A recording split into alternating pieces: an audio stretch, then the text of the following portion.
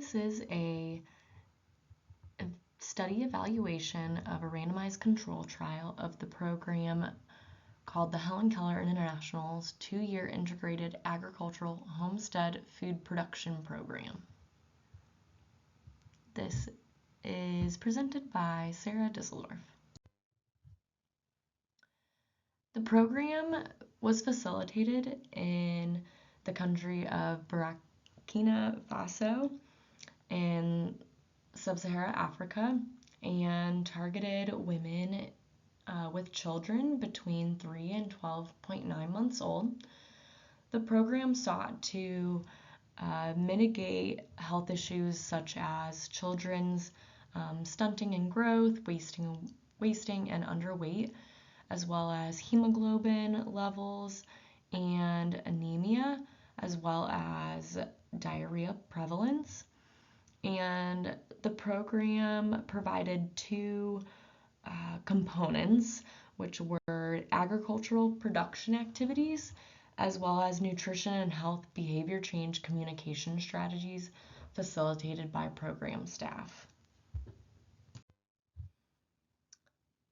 The nutrition component and the health behavior change communication strategy really focused on the framework such as the essential nutrition actions, which is 7 focuses or practices, which is women's nutrition, anemia prevention and control, iodine intake, prevention of vitamin A deficiency, focusing on breastfeeding practices, complementary feeding practices if breastfeeding is not enough or not able, and also nutritional care for sick or severely malnourished children. So the nutrition and health behavior change communication occurred during home visits, which occurred twice a month. And as we mentioned, those learning objectives and practices, as well as discussing successes and challenges related to those practices previously mentioned. And one of the focus was who those home visits were facilitated by. So they were either facilitated by older women leaders, or OWLs, or health committee members, or HC member. And the thought behind it was that having OWLs would be influencing change by having main providers or in rural areas.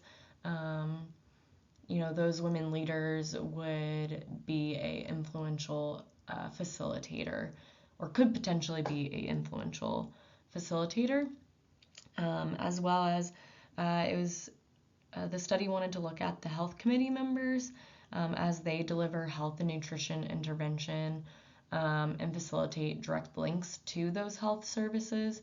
So 2 prominent health leaders in the areas, and the study wanted to look at which one would be more influential. So this study, the research article indicated that the main purpose of the study was to measure the effectiveness of the OWLs or the HC members in delivering the health behavior change communication strategy to improve knowledge and elicit behavior change through those outcomes previously mentioned, such as anthropometry, which is the stunting, wasting, and underweight outcomes, as well as the hemoglobin levels, diarrhea prevalence, and anemia.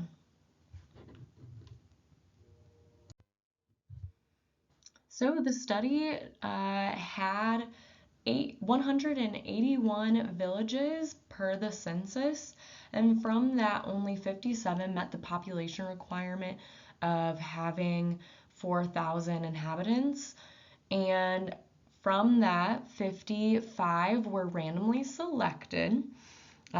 This study was a cluster randomized control trial, and the randomization was stratified by dependent, village size, meeting the criteria, and the ability to have water during the dry season. And something to note is that only 40 had operational dry season water sources, and 15 villages did not. However, they were able to receive additional support to rehabilitate those dry season pumps or wells so that they could be included in the study. From the 55 villages that were randomly selected, of those 55, they were split randomly into 3 different groups, which were the control group, a treatment group that received the agricultural production intervention, and the BCC strategy was implemented by owls. And then the third one was the treatment group who received, again, the agricultural production with, however, the BCC intervention implemented by HC members. So the control group had 25, that were the 25 control villages, and 15 villages fell into the OWL category group, and 15 then were villages fell into the HC members who were the ones implementing the BCC intervention. Evaluation timeline. So the baseline or pre-test evaluation survey was given between February and May in 2010. So this fell when the children were between 3 months and 12.9 months of age. Then the program was fully implemented after 6 months by roughly November of 2010 in all areas. And then the post-test survey was completed between February and June of 2012, giving roughly 2 years from the pre-test and about 1.5 years of full program implementation. And at this time, children were between 24 months and almost 40 months of age. The protocol was approved by the Ministry of Health of Burkina Faso and the Institutional Review Boards of the International Food Policy Research Institute and Michigan State University.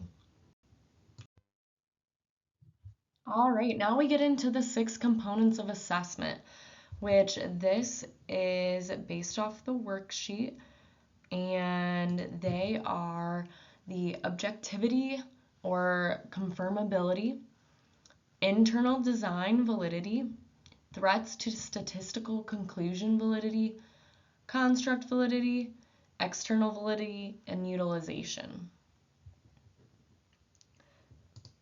So looking specifically at objectivity or the confirmability, this is something to note is that the researchers did acknowledge that malaria nets could have affected the results for anemia, as they didn't gather enough data on that, and they can affect the levels of anemia.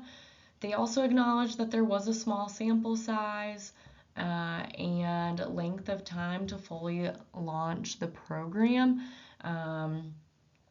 However, they did account for these things by having that this be a randomized control trial, of having the villages be randomly selected, albeit they didn't have the participants randomly selected.